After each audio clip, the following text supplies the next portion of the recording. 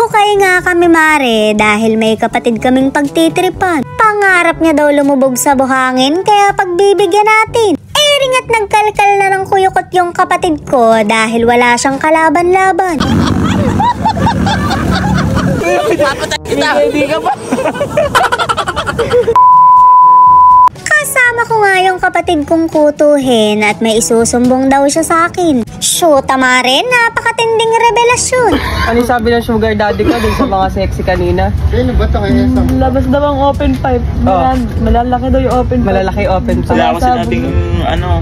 Doc Yapi! Tinatawagan kita, Doc Yapi. Dito lagay yun, dagdagan mo. Komedyante tayo, di ba? Sabi mo sa ate mo. Wala, joke lang ngayon. Labas yung open pipe. Labas yung open pipe, ano? Malalaki open pipe, ano? Pag malilibre na kayo niya. Sinubo ka doon! Sinubo ka! Ganampihan ko pa, ano? Nainggit nga ako mare, kaya hahanap din ako ng open pipe. Wala na pala sila dine, yung bebe ko na lang ang naabutan ko. Nagbabanding silang maglola dahil sinusulit nila ang buhangin. Alam nyo na mare, panay kanal kasi sa amin.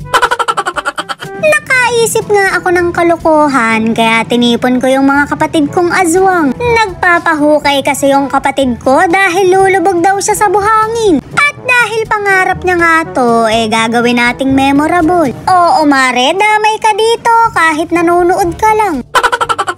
Nagsimula na ngang maghukay sila kuya dahil supportive din sila. Napakababait nung mga yan dahil kasabwat namin sila. Ba't nga hindi mo sasabihing mabait? Tumutupad sila ng pangarap. Saktong-sakto pa yung hinukaya nila dahil inaagusan ng tubig. O diba parang halo lang ng simento.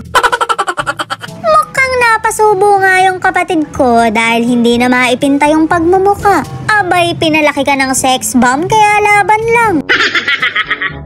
Okay na yan. Hindi na makangamo yan. Pinahiga ko na nga siya para maiyakan na.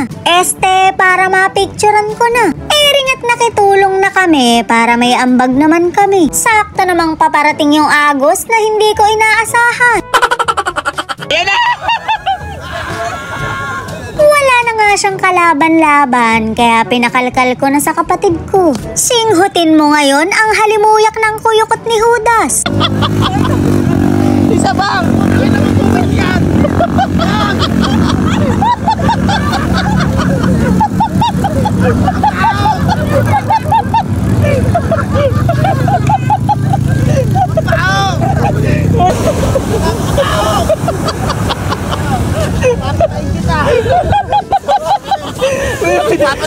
Hindi ka pa.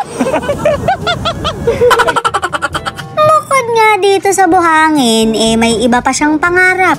Ringat nilagyan ko na ng kifi at jogging para matupad na. Kaso mare, gustong gusto niya nang kumawala. Kaya naman pinatakbo ko na yung kapatid ko dahil re-resbakan siya. Utang na umalis sa papatay ka.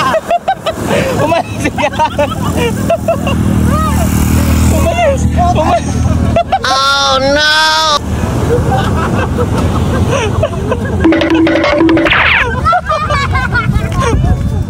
Utang.